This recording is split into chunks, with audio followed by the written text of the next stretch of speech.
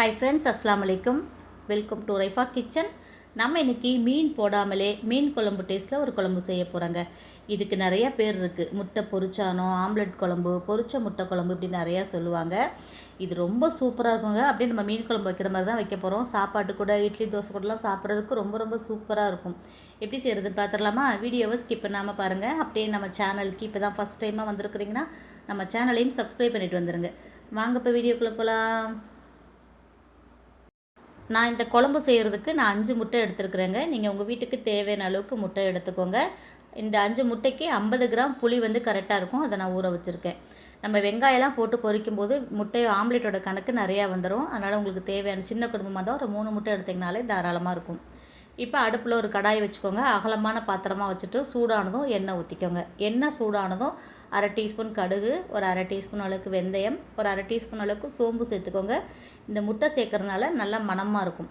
இது கூட ஒரு 10 சின்ன வெங்காயத்தை உரிச்சிட்டு வச்சுருக்கேன், நறுக்கலை. இது கூட 2 பச்சை மிளகாய் கீறிட்டு வச்சுக்கோங்க. ஒரு அரை தக்காளி மட்டும் கட் பண்ணிவிட்டு சேர்த்துருக்கேன். ஒரு கொத்து கருவேப்பிலை சேர்த்துருக்கேன். இப்போ இதை நல்லா பொரிய விட்டுறலாம். இது கூட பெரிய வெங்காயமாக 2 வெங்காயமும் 2 தக்காளியும் மிக்சியில் ஒன்றும் பாதியமாக நான் அரைச்சி எடுத்துருக்கேன். ரொம்ப நைஸாக கூழ் மாதிரி அரைச்சிடாதீங்க.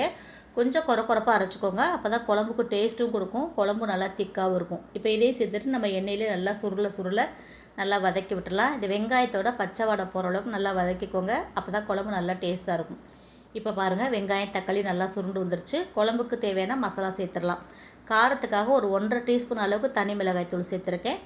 குழம்பு தூள் பார்த்திங்கன்னா ஒரு 2.5 ஸ்பூன் அளவுக்கு நான் சேர்த்துருக்கேன். இந்த குழம்பு தண்ணியாக தான் வைக்கணும். அதனால் உப்பு, புளி, காரம்லாம் நீங்கள் அப்பப்போ செக் பண்ணிவிட்டு சேர்த்துக்கோங்க. இப்போ இதெல்லாம் நல்லா கலந்து விட்டுட்டு நம்ம கரைச்சி வச்சுருக்கிற புளிக்கரைசலையும் இதில் சேர்த்துடலாம். சேர்த்துட்டு ஒரு 2 சில்லு மட்டும் நான் தேங்காய் அரைச்சி வச்சுருக்கேங்க. கண்டிப்பாக தேங்காய் சேர்த்துக்கோங்க. அப்போ தான் நல்லா டேஸ்ட்டாக இருக்கும். கொஞ்சமாக சேர்த்துக்கோங்க, போதும்.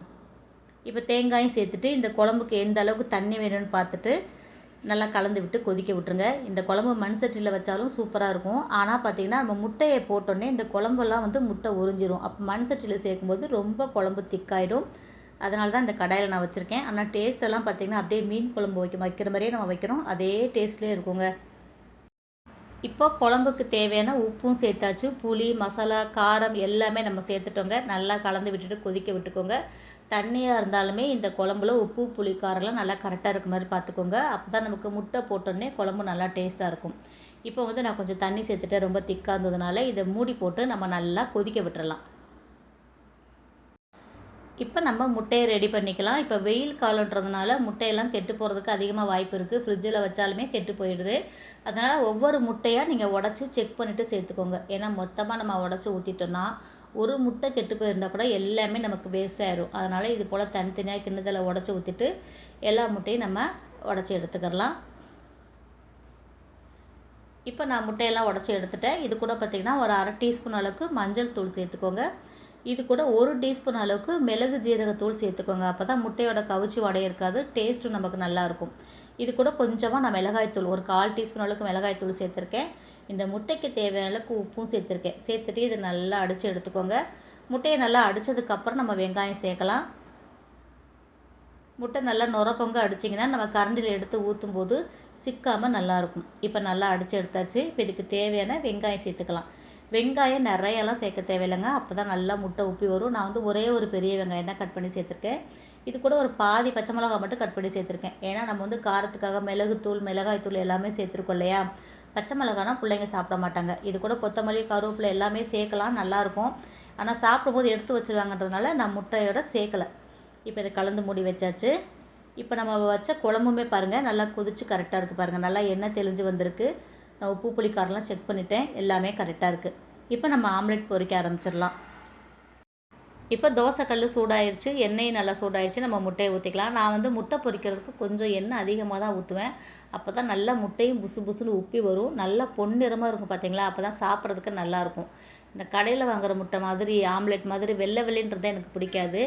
இந்த மாதிரி நல்லா எண்ணெய் ஊற்றி நல்லா பொன்னிறமாக பொரிச்சு எடுத்தால் தான் இந்த முட்டையோட டேஸ்ட்டுமே நமக்கு ரொம்ப சூப்பராக இருக்கும்.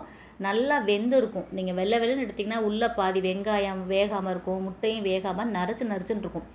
அதனால் நான் கொஞ்சம் எண்ணெய் தாராளமாக ஊற்றி தான் பொரிச்சு எடுத்துக்கிறேன். நீங்கள் எப்படி பொரிக்கிறீங்கன்னு பார்த்துக்கோங்க. இப்போ பார்த்தீங்கன்னா நம்ம பெரிய ஆம்லெட்டாக போட்டுட்டோம். நீங்கள் குட்டியாக தனித்தனியாக போட்டு எடுக்கிறதாலும் எடுக்கலாம். இந்த மாதிரி பெருசாக போட்டுட்டு இந்த மாதிரி கட் பண்ணிவிட்டு குழம்புல சேர்க்கலாம். பாருங்கள். இப்போ வந்து குழம்பு வந்து நான் இன்னொரு அடுப்புக்கு மாற்றிருக்கேன். ஆனால் ஸ்டவ் ஆஃப் பண்ணலை, சிம்மில் வச்சுருக்கேன். அதாவது குழம்பு வந்து மெதுவாக கொதிச்சுக்கிட்டே இருக்கணும். அந்த கொதிச்சுக்கிட்டு நம்ம இந்த முட்டையை போட்டால் தான் நல்லா புஷ்ஷுன்னு நல்லா உப்பி வரும். இப்போ முட்டையை சேர்த்துட்டேன் பாருங்கள். குழம்பு சிம்மிலே இருக்குது. இதே மாதிரி நம்ம எல்லா முட்டையும் பொரிச்சு எடுத்துடலாம். நான் வந்து பெரிய பெரிய ஆம்லேட்டாக போட்டு இந்த மாதிரி கட் பண்ணி போடுறேன். நீங்கள் ஒவ்வொரு ஆளுக்கும் தனித்தனியாக எடுத்து கொடுக்கணும்னு நினச்சிங்கன்னா சின்ன சின்ன ஆம்லேட்டாக பொரித்து தனியாக எடுத்து வச்சுட்டு கூட நீங்கள் கொடுக்கலாம். அதுவுமே உங்களுக்கு நான் காமிக்கிறேன். இந்த குழம்பு வந்து நம்ம மீன் குழம்பு வைக்கிற மாதிரியே அதே மாதிரி புளிப்பு உப்பெல்லாம் கரெக்டாக செக் பண்ணி தான் வைப்போம். ஆனால் கொஞ்சம் தண்ணியாக வைப்போம். ஏன்னு கேளுங்க, மீன் குழம்பு நம்ம திக்காக வச்சோன்னா மீன் போட்டதுக்கப்புறம் மீன்லேருந்து தண்ணி பிரிஞ்சு வரும், அது கரெக்டாக இருக்கும். ஆனால் இந்த குழம்பு எப்படின்னா, நம்ம இந்த முட்டையை பொரித்து போட்டோடனே இந்த குழம்பு ஃபுல்லாக அந்த முட்டை இழுத்துக்கிறோம். அப்போ குழம்பு வந்து திக்காயிரும். அதனால் நம்ம பருப்பு உருண்டை குழம்புலாம் எப்படி தண்ணியாக வைப்போம், அதே மாதிரி இந்த குழம்பு வச்சிங்கன்னா தாங்க உங்களுக்கு கரெக்டாக இருக்கும். அதனால தான் குழம்பு நல்லா கரைச்சி கூட்டி கொதிச்சதுக்கப்புறம் உப்பு புளி காரம் செக் பண்ணிவிட்டு நீங்கள் அப்புறமே நீங்கள் முட்டையை போடுங்க. இப்போ சின்ன ஆம்லேட்டாக ஒன்று பொரித்து எடுத்துட்டேன் பாருங்கள். நம்ம எல்லா ஆம்லேட்டும் போட்டுட்டோம். குழம்பு பாருங்கள் நல்லா எண்ணெய் தெளிஞ்சு அந்த முட்டையெல்லாம் வந்து குழம்பு உறிஞ்சி சூப்பராக இருக்குது. திக்னஸ் நமக்கு கரெக்டாக இருக்குது பார்த்தீங்களா. நம்ம எவ்வளோ தண்ணி ஊற்றணும் ஆனால் கரெக்டாக இருக்கும் பாருங்கள். நல்லா சூப்பராக நல்லா அந்த புளிப்பெல்லாம் அந்த முட்டையில் ஏறி சாப்பிட்றதுக்கே ரொம்ப சூப்பராக இருக்குங்க. கடைசியாக நம்ம கொத்தமல்லி தழை தூவிட்டு இறக்கிடலாம். நான் சின்ன ஆம்லேட்டாக ஒன்று போட்டேன் பார்த்தீங்களா. நீங்கள் ஒரு ஆளுக்கு தனித்தனியாக ஒரு ஆம்லேட் கொடுக்குறாந்தா இந்த மாதிரி குழம்பு ஊற்றிட்டு ஒரு ஆம்லெட் அப்படி தனியாக எடுத்து வச்சிங்கன்னா ஒரு ஆளுக்கு ஒரு பீஸாக கொடுக்குற மாதிரி நீங்கள் பொரிச்சு எடுத்துக்கலாம். பாருங்கள் சூப்பராக வந்துடுச்சு. இப்போ இது மேலே கொஞ்சம் குழம்பு ஊற்றி வச்சுருங்க. நல்ல புளிப்பு சார்ந்து சூப்பராக இருக்கும். இதே மாதிரி முட்டையை வச்சு நிறைய குழம்பு ரெசிபி, வறுவல் ரெசிபி, கிரேவி ரெசிபி எல்லாமே நான் அப்லோட் பண்ணியிருக்கேங்க. சாப்பாட்டுக்கு சாப்பிட்ற மாதிரி, சப்பாத்திக்கு, இட்லி தோசைக்கு சாப்பிட்ற மாதிரி நிறையா ரெசிபி வந்து நான் அப்லோட் பண்ணியிருக்கேன்.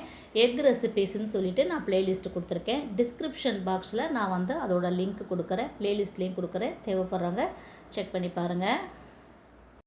அவ்வளோதாங்க, மீன் குழம்பு சுவையான முட்டை ஆம்லெட் குழம்பு எப்படி செய்கிறதுன்னு பார்த்துட்டோம். கண்டிப்பாக அந்த ரெசிபி உங்களுக்கு பிடிச்சிருக்குன்னு நினைக்கிறேன். பிடிச்சிருந்தா நீங்களும் இதே மாதிரி செஞ்சு பாருங்கள். செஞ்சு பார்த்துட்டு எப்படி இருக்குன்னு சொல்லுங்கள். வீடியோ பிடிச்சிருந்துச்சுன்னா லைக் பண்ணிவிட்டு நிறையா ஷேர் பண்ணிவிடுங்க.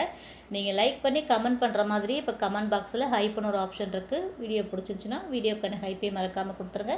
சேனலை சப்ஸ்கிரைப் பண்ணாமல் பார்த்துக்கிட்டு இருந்தீங்கன்னா அப்படியே சப்ஸ்கிரைப் பண்ணிவிடுங்க. இன்ஷா அல்லாஹ் இன்னொரு வீடியோவில் பார்க்கலாம். பாய் ஃப்ரெண்ட்ஸ், அஸ்ஸலாமு அலைக்கும்.